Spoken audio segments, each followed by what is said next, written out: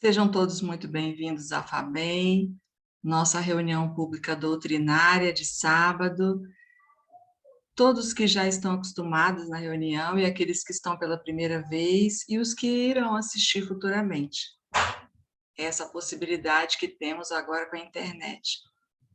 Sejam todos muito bem-vindos e que nós tenhamos uma tarde de harmonia, de paz em nossos lares, com esta reunião que acalenta os nossos corações. Vou pedir nesse momento que a Rita Goldner faça a nossa leitura preparatória. Ei, Fátima, boa tarde. Boa tarde, querida. Boa tarde a todos, boa tarde ao nosso palestrante de hoje, Flávio. Seja bem-vindo, Flávio. A leitura de hoje, ela não foi escolhida de acordo com o tema da palestra, mas sim de uma forma aleatória. Do livro Vinha de Luz, Chico Xavier.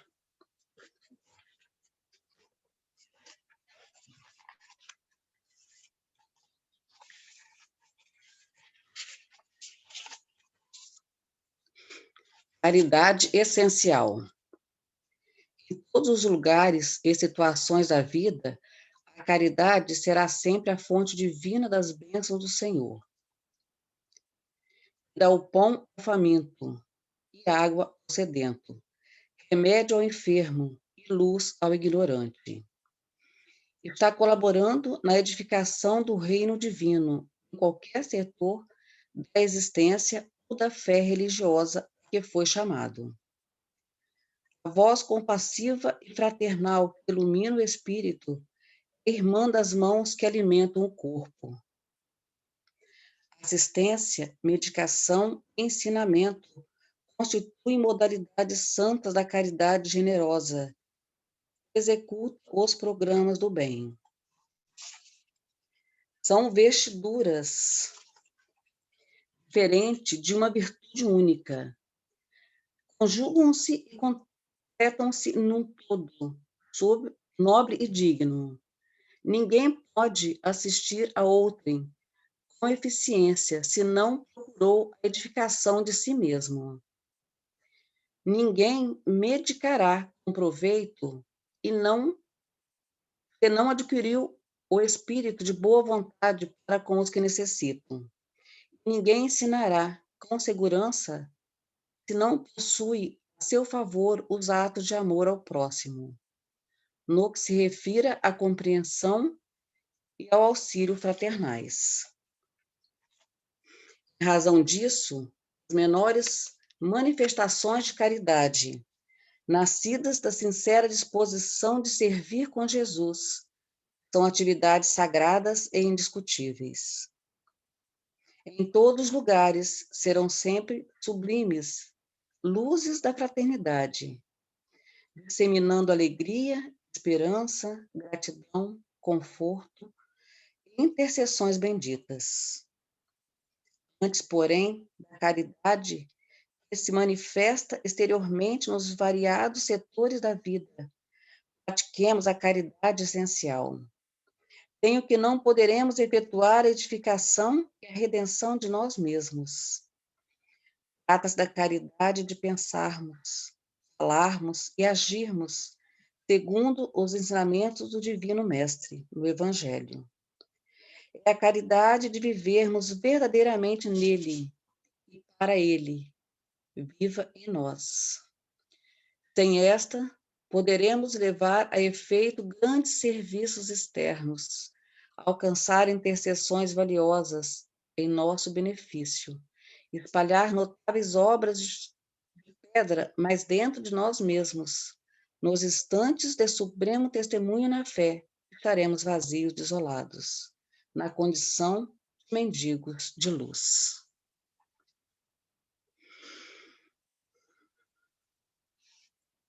Assim seja, Senhor. Agora eu gostaria de chamar a Fátima Lovati para a nossa prece inicial. Boa tarde a todos. Então, vamos nos ligar aos nossos mentores individuais, aos mentores da FABEM, e junto deles, vamos até Jesus e agradecer essa oportunidade bendita de estarmos aqui hoje reunidos. Pedimos ao Mestre que proteja e que intua o nosso amigo palestrante,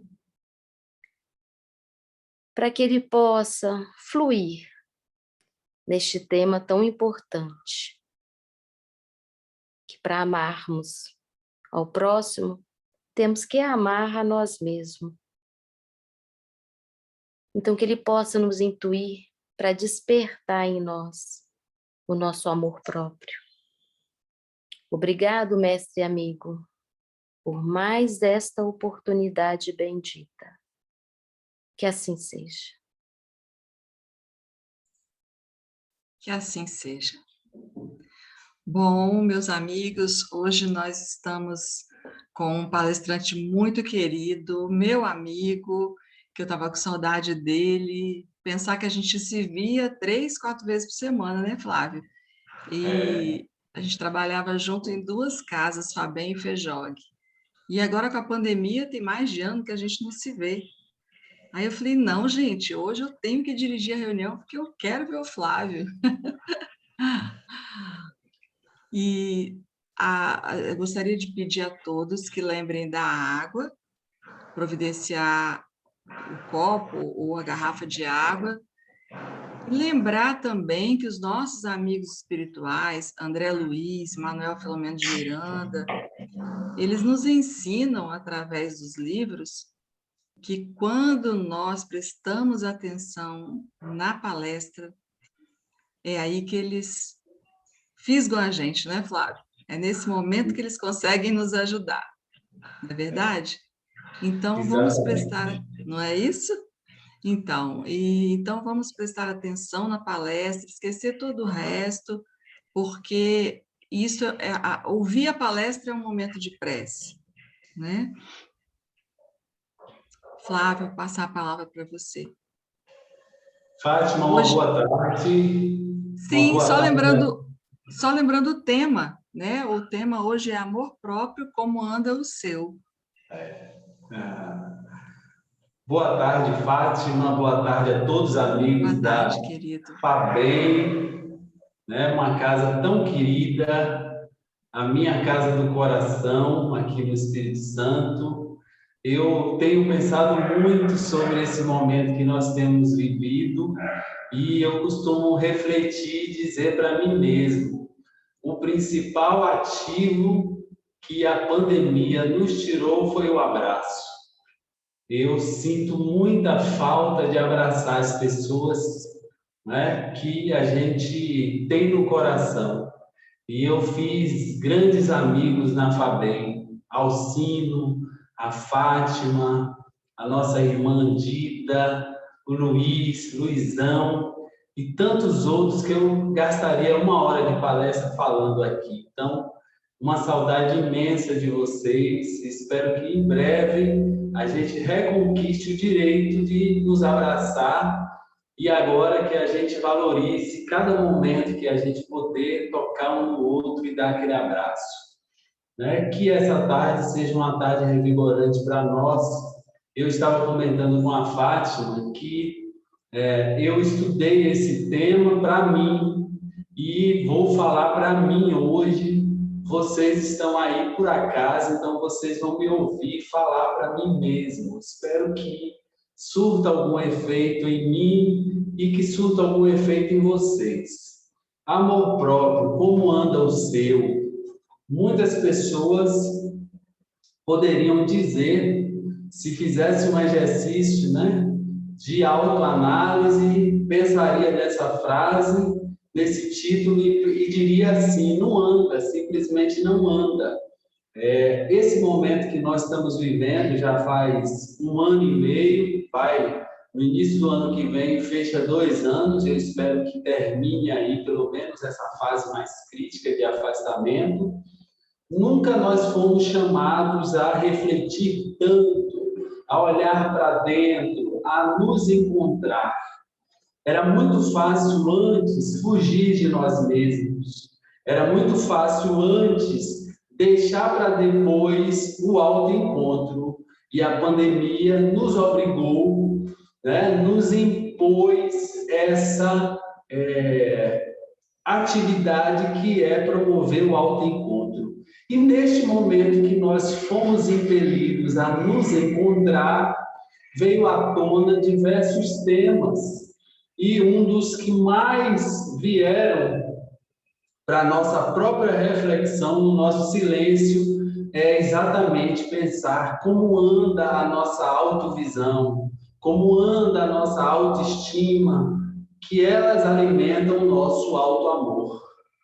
Vamos pensar que nós agora estamos sentados, né? Vou falar sentados, embora não é muito comum a gente ficar sentado diante de um espelho, mas como isso é um exercício longo, ficará mais confortável se nós sentarmos diante do espelho. Todas as vezes que nós temos alguns minutos diante do espelho, é impossível fugir da reflexão. Quando nós vemos a nossa imagem, é impossível não ter algum pensamento acerca daquilo que a gente está vendo. Olha, o meu cabelo precisa ser cortado, eu preciso cortar o cabelo. Isso não acontece muito comigo, tá? Mas eu estou dando exemplo que acontece com muitas pessoas.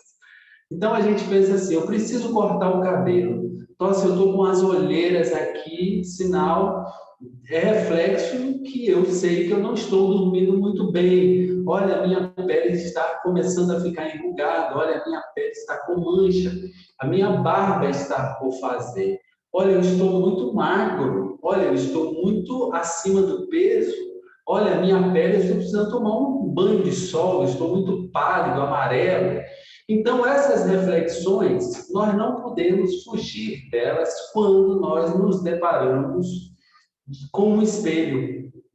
E logo após essas reflexões que surgem da nossa superfície, se nós ficarmos mais alguns minutos ali, diante do espelho, vão começar a surgir reflexões sobre o nosso estado emocional.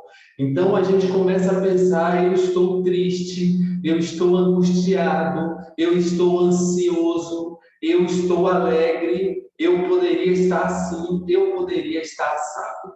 Essas reflexões, seja da aparência, seja do nosso emocional, nós podemos dizer que são, não é, autovisões que elas estão carregadas da nossa autoestima.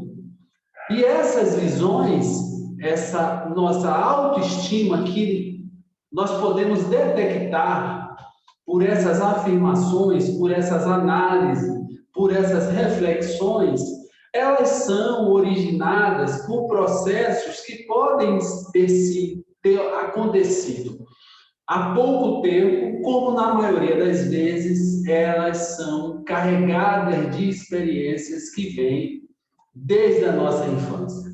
E como nós somos espíritas, nós sabemos hoje que até mesmo antes da infância, não é? Nas reencarnações anteriores, nós estamos carregados de experiências e essas experiências vão submergindo, vão surgindo à medida que nós vamos avançando dentro da nossa reencarnação. E é assim que nós estamos carregados de experiências recentes ou longínquas e nós temos essa autovisão. Nós fazemos essas auto-observações.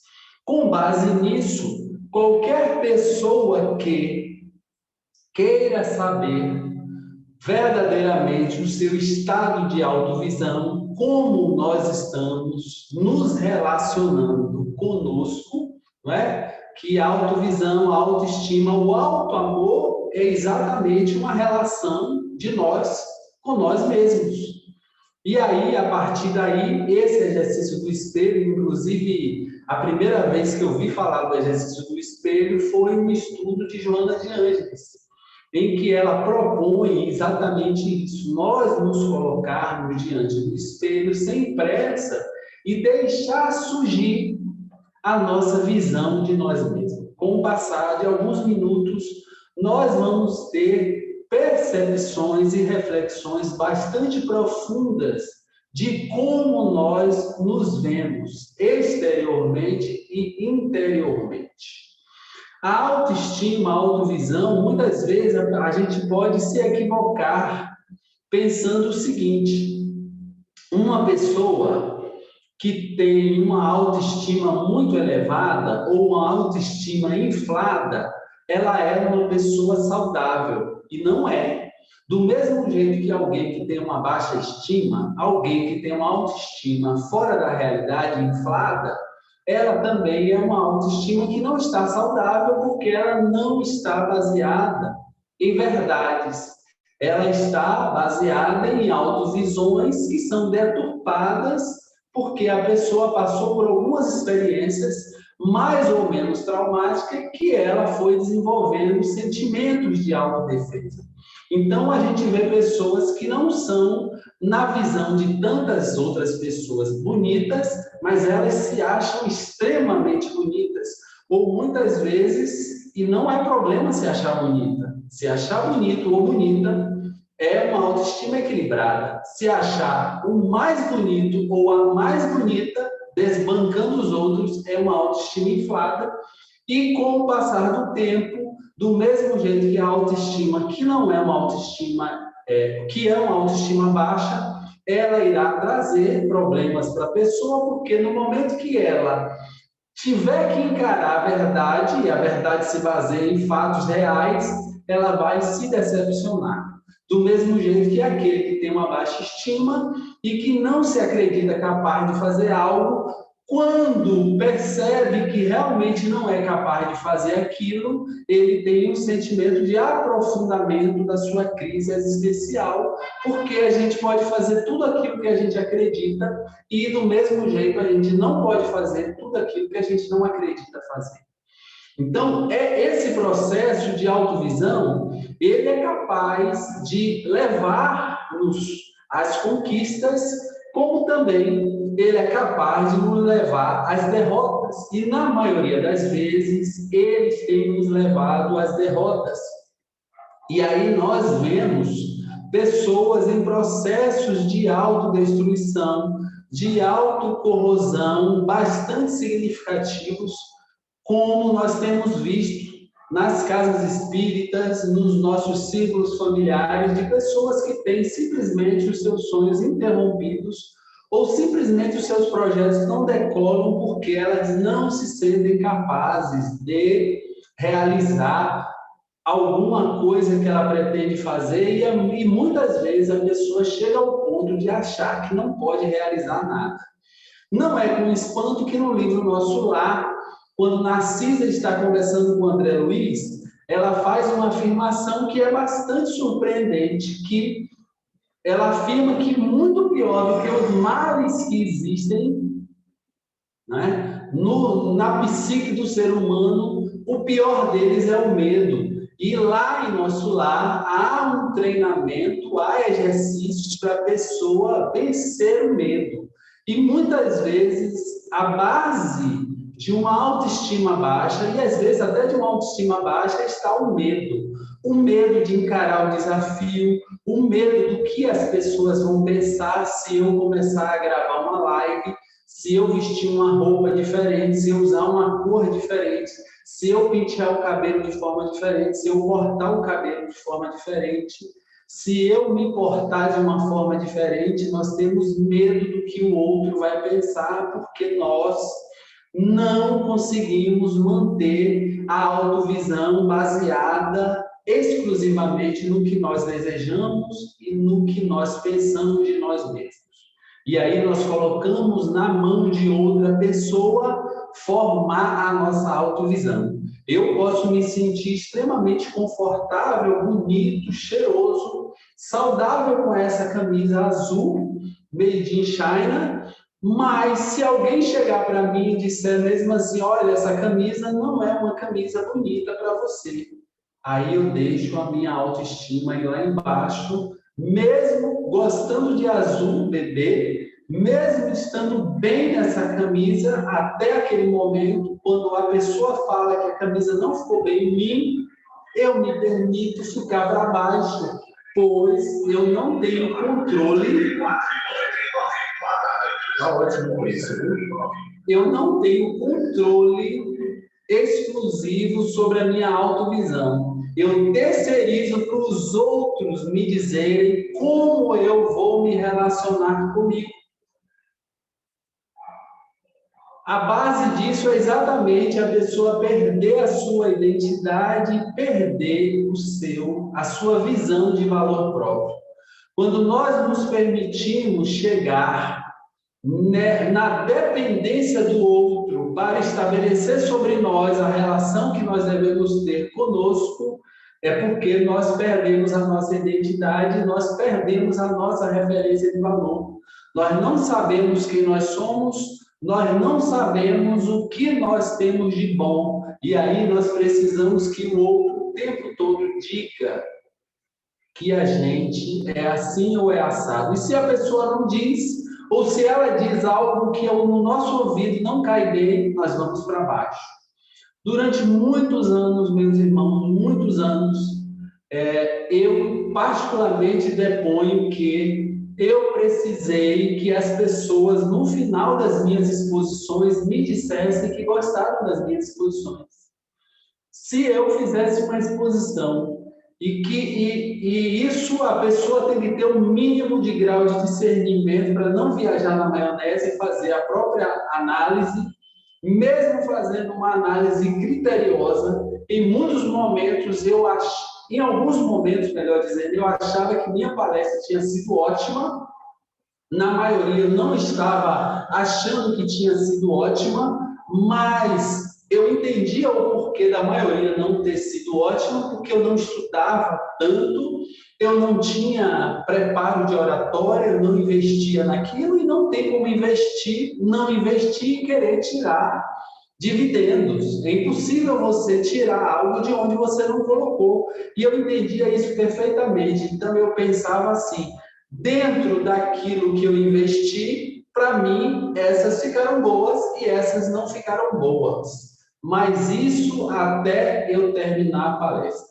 Porque depois que eu terminasse a palestra, eu ficava em estado de expectativa, esperando que alguém me dissesse algo. Se alguém me dissesse que estava bem, era um refrigério. Se alguém me criticasse, não era tão bom, mas eu pensava assim, eu tenho um ponto ali para melhorar. Que bom que alguém me deu um feedback. Mas nada me matava mais do que o silêncio. O silêncio me deixava angustiado. E aí, durante 157 vezes ao longo desses anos, eu pensei em desistir. Esta autovisão terceirizada é exatamente o que acontece muitas vezes, não é? Alguém aí que já trabalhou em projetos que atendem pessoas em situação de rua, ou que participaram ou participam da capelania hospitalar, vão entender o que eu vou dizer agora. Nós podemos afirmar, raramente podemos afirmar alguma coisa em relação a espíritos, mas em relação a isso, na maioria das vezes, nós podemos afirmar. A maioria absoluta, se não todas as pessoas que estão em situação de rua, são pessoas que abandonaram o cuidado e a atenção em relação a si mesmo. Terceirizaram o cuidado que eles deveriam ter em suas mãos para outras pessoas, e aí foram deixando o tempo passar e cada vez mais foram cuidando menos de si. E cuidar de si não é só pentear o cabelo, fazer a barba, cortar as unhas, limpar-se, não é? Se alimentar. Cuidar de si é cuidar da religião, cuidar do seu dinheiro, cuidar da sua educação, cuidar da sua instrução, cuidar da sua religiosidade, cuidar dos momentos de prece, cuidar do corpo, cuidar da sua tranquilidade, cuidar da ansiedade, cuidar da família, cuidar de tudo isso é cuidar de si. Porque há uma confusão muito grande também, abrindo um outro parêntese, que nós temos um equívoco de achar que pessoas que estão apaixonadas por si mesmos e que elas somente gostam de si mesmos, elas se amam, não se amam. Vamos entender o que os Espíritos nos dizem, que gostar é uma coisa, amar é outra. É possível amar sem gostar, e é possível gostar sem amar. Exemplos: Deus nos ama a todos, mas é surreal, sem sentido dizer que Deus gosta de todas as atitudes que nós praticamos. Todas as vezes que nós vamos contra a lei, será que Deus gosta? Mas não tenhamos dúvida, Deus nos ama a todos. É possível gostar sem amar. Quantas vezes nós temos exemplos nas relações humanas que nós admiramos alguém, nós gostamos de alguém por causa do seu corpo, por causa da sua beleza, por causa do seu dinheiro, por causa da linguagem que a pessoa tem, da música que ela faz. Mas nós não as amamos, porque amar é diferente de gostar. Amar é um sentimento que abstrai todas essas camadas superficiais. Já o gostar se baseia nas camadas superficiais. E num terceiro nível é possível amar e gostar, que aí é aquela exuberância de sentimentos. Mas muitas vezes nós pensamos que pessoas que se gostam demais, que vão lá, faz o culto ao corpo, faz o culto à beleza, faz o culto ao dinheiro, faz o culto às coisas da terra, e nós pensamos assim: meu Deus, quanta autoestima, no sentido bom, quanto amor próprio. Não. Isso não é amor próprio. Isso é gostar-se, isso é estar apaixonado por si mesmo, porque o amor, ele é sublime. O amor só pode gostar do que é essencial, e a aparência não vem do ser essencial. A aparência é egóica, a posse é egóica, a apresentação é egóica, o discurso, só discurso é egóico. Percebe que aí nós conseguimos colocar cada coisa em seu lugar. Gostar, muitos de nós gostamos de nós. Raramente nós nos amamos. Raramente nós nos amamos. Então, voltando ao ponto, por que muitas pessoas que estão em situação de rua, nós podemos afirmar que são pessoas que abandonaram o cuidado consigo mesmo, com as suas relações, e aí foram se excluindo de si mesmo, inclusive, e chegaram ao ponto de um estado de emoção tão grande que eles não se sentem, muitas vezes, não é, conectados a nada nem a ninguém. O Augusto Cury tem uma frase que eu gostaria que todos nós lembrássemos e levássemos hoje. Essa é uma das duas frases que eu trouxe para nós. Não há solidão maior do que aquela de quem se abandonou. Não há solidão maior do que aquela de quem se abandonou. Meu Deus do céu. Aqui perto de onde eu moro tem um local onde ficam moradores de rua. Outro dia nós fazemos parte de um projeto, o projeto Conviver, e nós estávamos fazendo uma atividade assistencial, né? Não é caridade, é assistência material. E nós fomos levar algumas marmitas para as pessoas. E havia um homem sentado, deitado na calçada, dormindo. Isso tem mais ou menos uns 2 meses. E eu estava com o meu colega, nós nos aproximamos dele, demos uma marmita, ele levantou, e o meu colega, que já tem bastante experiência com isso, falou assim mesmo: Flávio, esse rapaz não tem uma semana que está na rua. Porque ele, inclusive, estava com um uniforme de uma empresa. E a gente não sabia se era uma roupa que ele havia achado, alguém doou e ele colocou, mas ele parecia tão bem vestido, ainda limpo, barba feita, e ele deitado na rua. Ele estava usando, inclusive, crack. Quando nós fomos nas semanas seguintes, o estado dele foi cada vez mais se deteriorando, a barba ficando grande. E em cerca de 2 meses, eu o vi ontem, ele estava andando por volta de 7 horas da manhã, eu passei por ele nem me reconhece, porque à noite é difícil a gente se olhar, né, e identificar, sem guardar o semblante. Ele estava incrivelmente magro, a barba enorme, a roupa completamente suja, e ele em um estado que eu fiquei assim, assustado, surpreso, porque no primeiro dia que eu vi, ele estava muito bem, ele estava assim, cerca de 10 quilos mais gordo, a barba muito bem feita, a roupa limpa, ele só estava deitado no chão, e quando a gente levantou, viu que ele estava com aqueles utensílios que os usuários de crack fazem, um cachimbo, e o meu colega falou, ele tem poucos dias aí.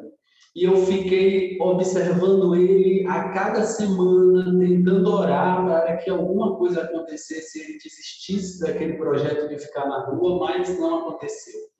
E eu fui observando, e ali nós, sem conhecer a situação dele, a gente pode dizer o seguinte, né? Lógico, uma visão superficial. O nosso irmão foi se abandonando, ele foi se deixando, ele foi se afastando do seu ser essencial. E isso não acontece somente nas pessoas que estão em situação de rua, acontece dentro da nossa casa, acontece conosco.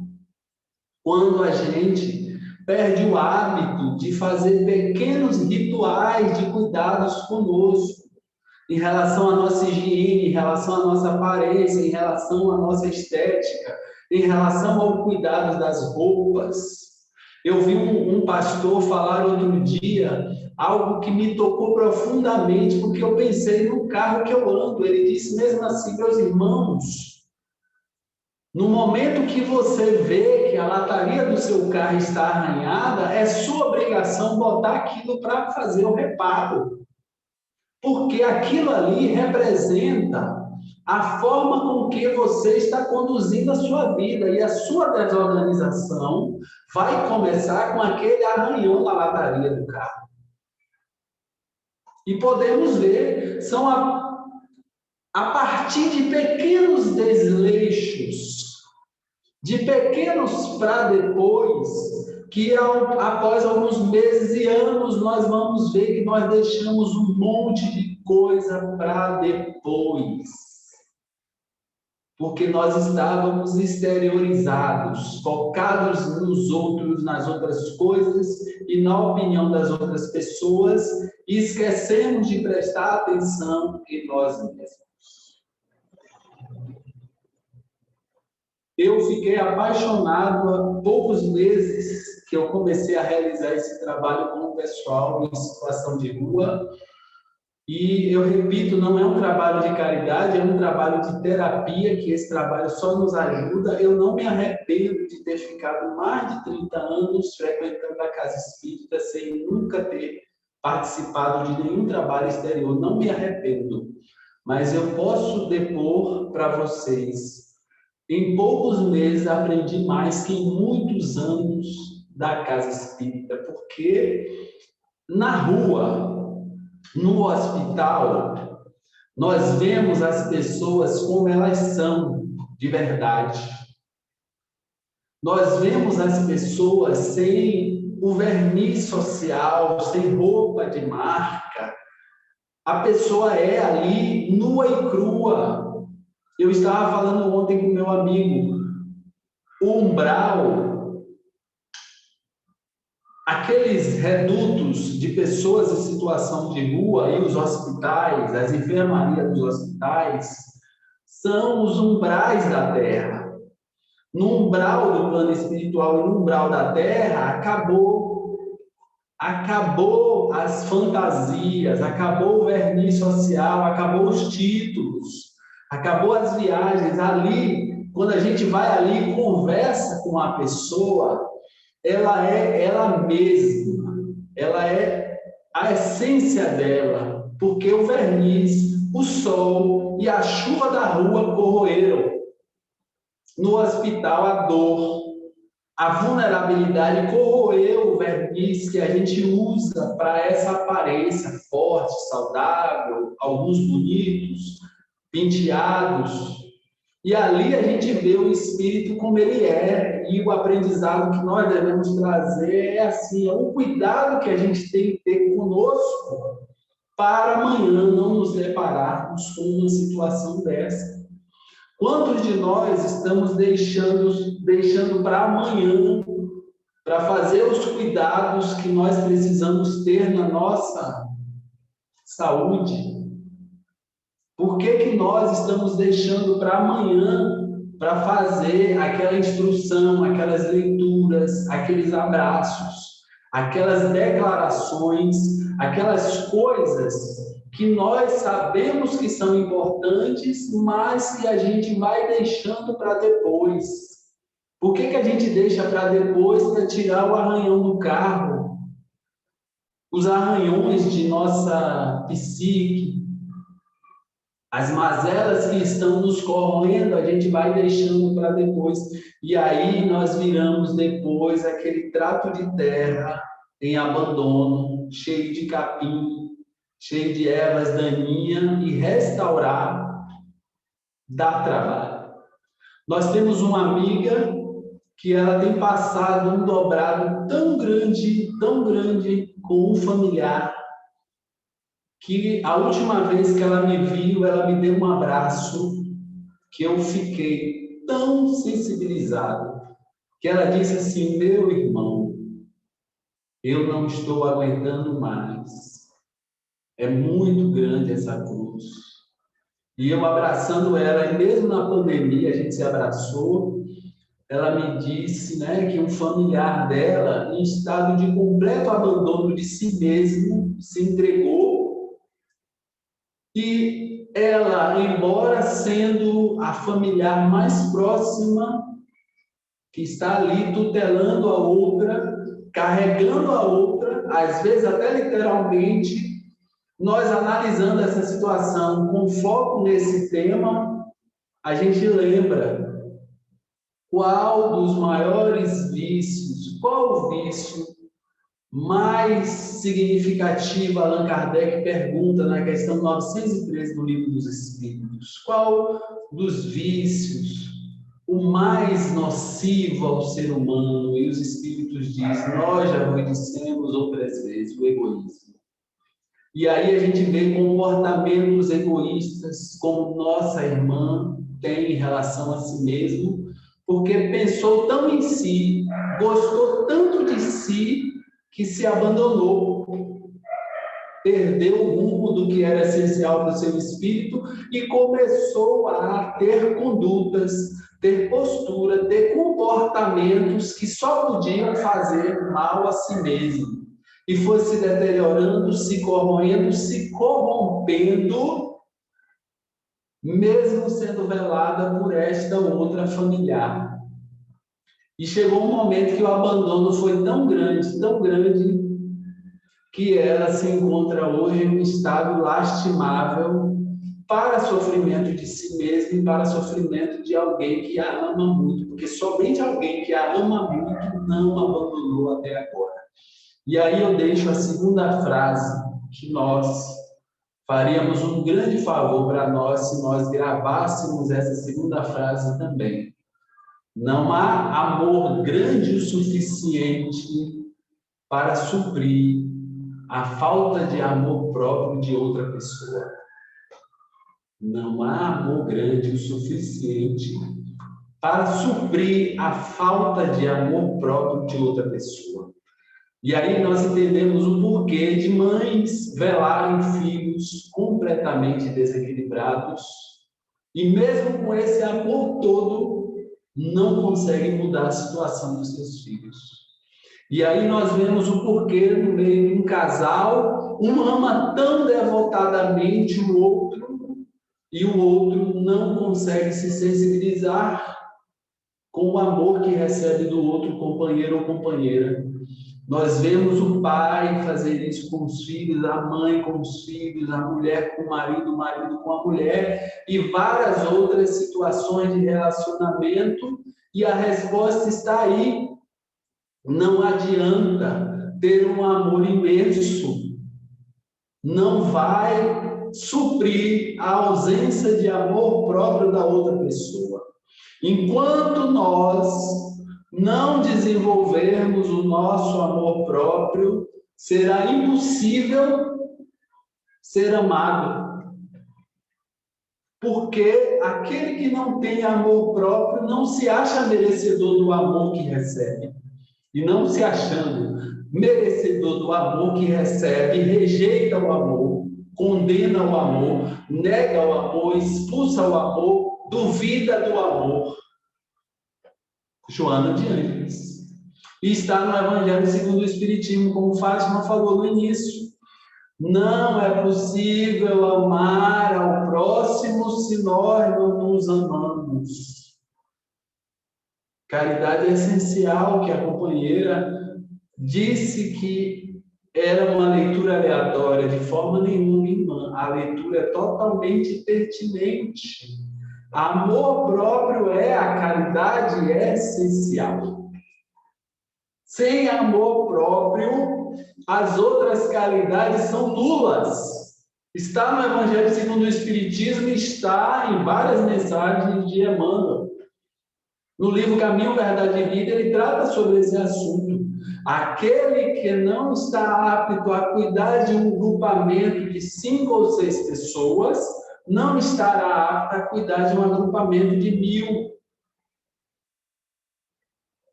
Sem amor próprio, não conseguimos ser amados. Sem amor próprio, não conseguiremos amar o próximo.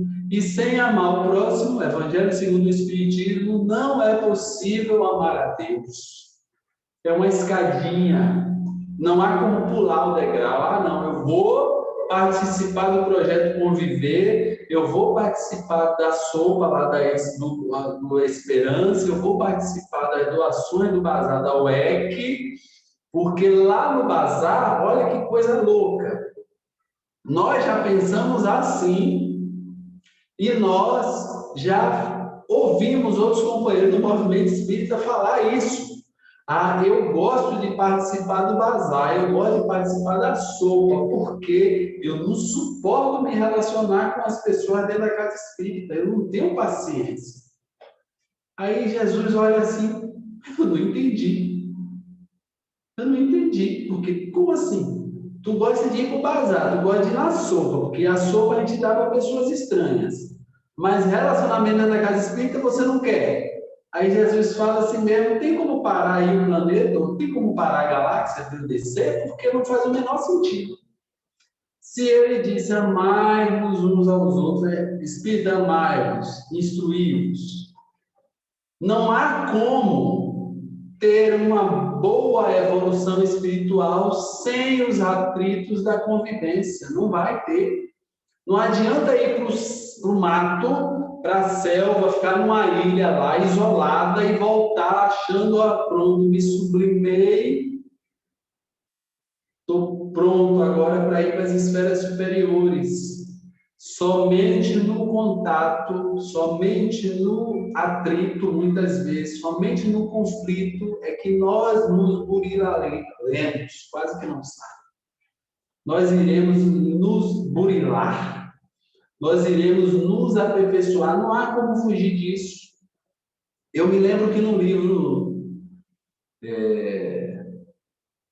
de Allan Kardec, né, Obras Póstumas, o Espírito de Verdade fala uma coisa para Kardec interessantíssima, e ele diz assim mesmo, não pense que vai ser escrevendo 2, 4, 6 livros que você vai conseguir tocar o coração das pessoas. Não. É necessário ir lá e se envolver. Olha que frase. É necessário ir lá e se envolver. E para se envolver e dar certo, é necessário que a gente desenvolva a nossa autovisão equilibrada, o nosso autoamor. É necessário que a gente desenvolva por nós um sentimento de compreensão em relação à nossa identidade, saber quem nós somos E quais os nossos valores conquistados até aqui? Pois quando nós achamos que temos valores que não são reais, é a autoestima inflada. Quando nós não enxergamos os nossos valores reais, é a autoestima baixa. Real, equilibrado, saudável é enxergar os nossos valores que são pertinentes, que são palpáveis. Então, alguns de nós são bons filhos, bons esposos, bons amigos, boas costureiras, bons advogados, bons médicos, pessoas devotadas ao bem. São tantas qualidades que nós podemos ter, e uns têm 3, outros têm 4, outras têm 2, ninguém tem nenhuma, todos têm alguma e ninguém tem todas. Senão não estaria aqui, estaria nos planetas felizes, planetas superiores, onde habitam os espíritos superiores e os espíritos puros. Então, todos nós temos qualidades, todos nós temos aptidões, todos nós somos capazes. Nós precisamos tirar o ego inflado daqui de cima e o ego que se magoa, que se machuca para chegar aqui ao ponto de equilíbrio e ter uma vida mais saudável, mais real, mais pé no chão, mais palpável. E aí, neste momento, as nossas relações serão melhores porque nós não vamos criar a necessidade de dependência do outro. Eu vou ficar bem apesar das críticas. Eu vou ficar bem apesar dos elogios.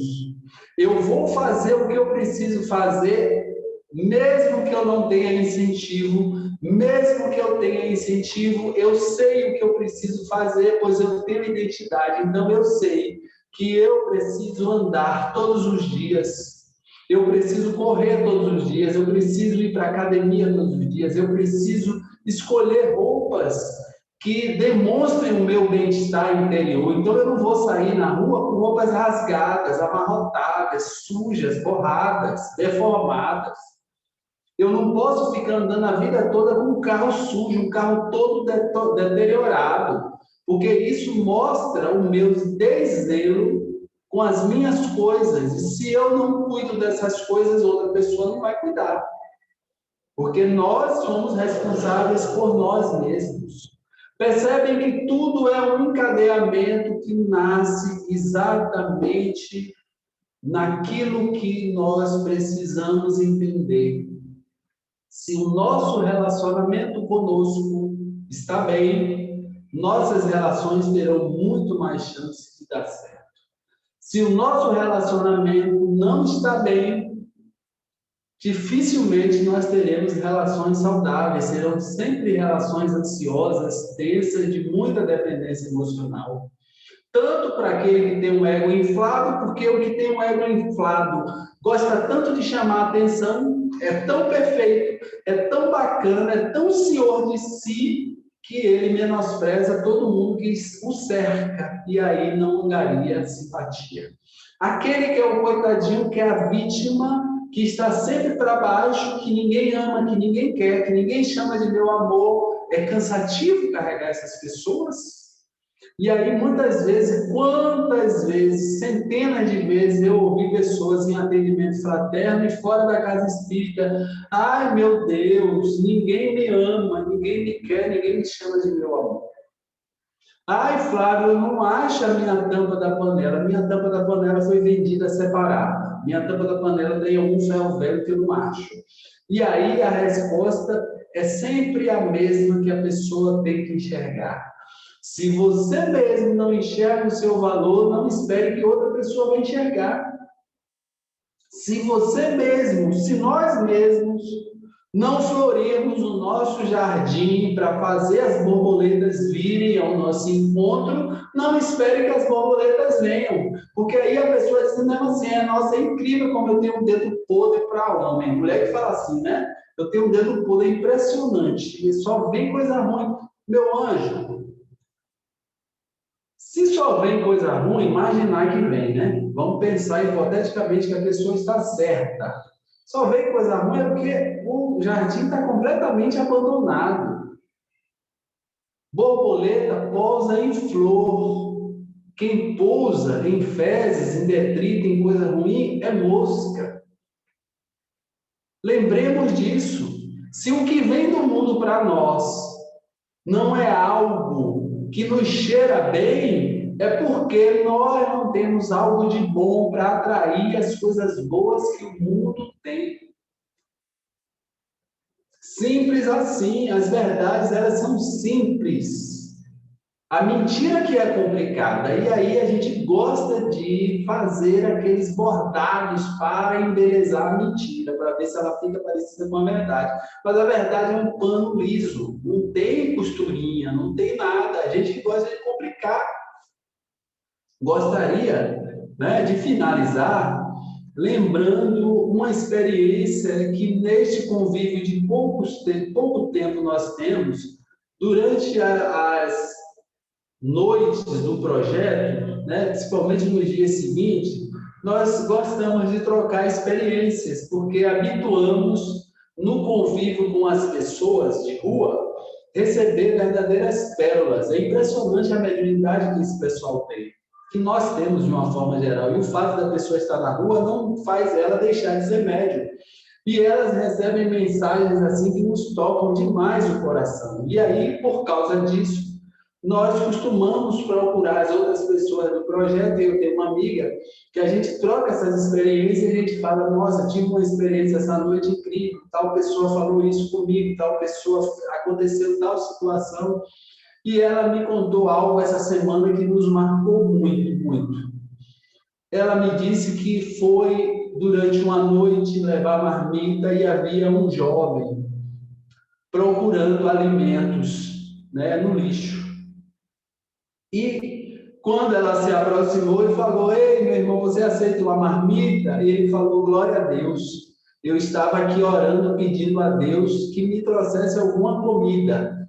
E ele falou a seguinte frase depois: Deus nunca me desaponta.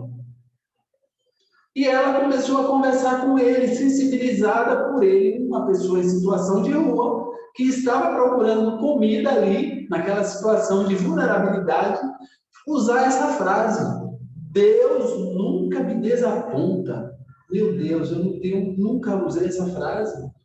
E olha que eu sempre tive bastante coisa, né? Carro, casa, comida, nunca faltou. E eu pensei: meu Deus, eu nunca usei essa frase. Deus nunca me desaponta.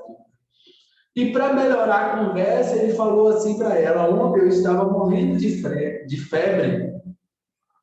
E eu comecei a orar a Deus e fui catar algumas coisas que estavam na rua. Quando eu vi, havia uma cartela de remédio para febre, um antipirético, que ele falou remédio para febre. E ele voltou a afirmar para ela: Deus nunca me desaponta. Por que nós, que temos tanta coisa, muitos de nós temos coisas, inclusive, em abundância, por que nós não deixamos essa fé nos contaminar? Essa fé invadir os nossos corações, para que a gente tenha certeza de que há um Deus aqui em cima, do lado, embaixo de nós, que não vai nos desapontar, que não vai nos deixar no chão. Todas as vezes que nós cairmos, Deus irá nos levantar. A gente precisa aprender a ter fé nisso e aprender cada vez mais a cair menos. Um abraço a todos os irmãos e irmãs da FABEM. É com muita felicidade que eu falo sempre para essa casa, ansioso para o nosso reencontro. Vou apertar vocês igual um ursinho de pelúcia, tá bom? Se preparem. Um beijo.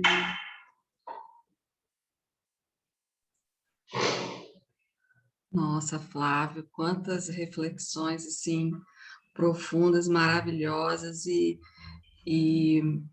quando a gente aprender a se amar verdadeiramente, significa que a gente entendeu o amor de Deus, né?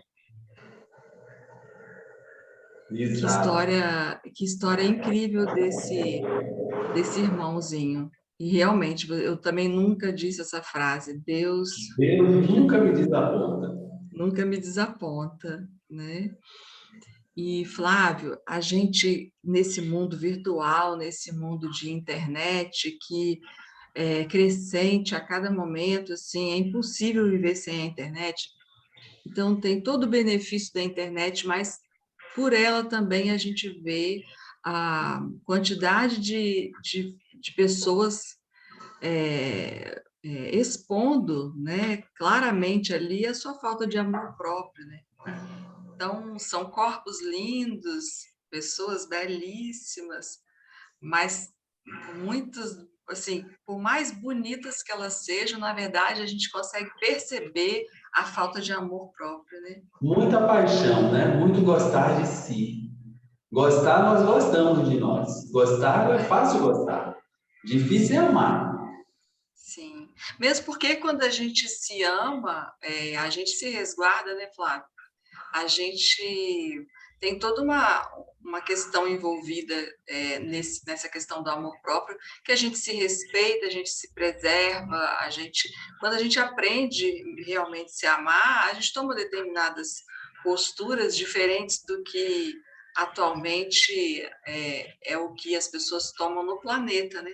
Nosso planeta ainda está longe de ser está caminhando para a regeneração, mas falta muito ainda, não é verdade?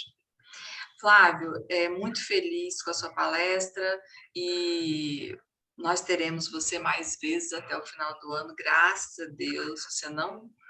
Você fugiu no dia do seu aniversário. No dia do seu aniversário a gente deixou. Mas Obrigado, mas você estará conosco mais vezes e sinta-se abraçado pela Fabem, que é a sua casa também, né? Eu acho que a gente não consegue abandonar uma casa, né? A gente abraça outras tarefas, mas continua, né, com aquela casa dentro do coração da gente. E você está sempre dentro dos nossos corações. Essa reflexão foi para mim também. Pode estar certo que eu peguei muita coisa para mim. Receba o nosso abraço, ok? Beijo na sua família, nos seus filhos maravilhosos, tá bom? E se você puder ficar conosco no momento do passe e a irradiação, tá bom? Obrigado. Obrigada, meu amigo. Gostaria de chamar agora para a nossa oração o Edemir.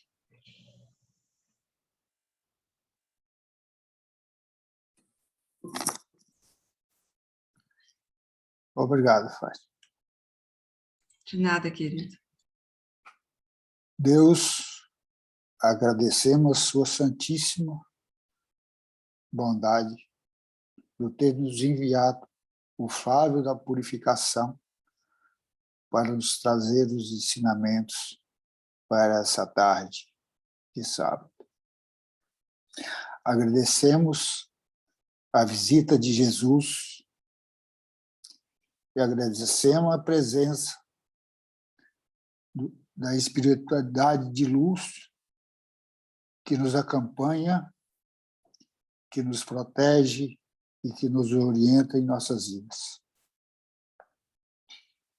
Nessa tarde, nós ouvimos, assimilamos e pedimos ao bom Deus que nos faça lembrar todos os dias das nossas vidas desses ensinamentos que ouvimos. Agradecemos a presença de todos e pedimos ainda que faça do nosso amor próprio o equilíbrio do amor do próximo, que nos mantenha no caminho reto para a glória ao Pai. Que assim seja.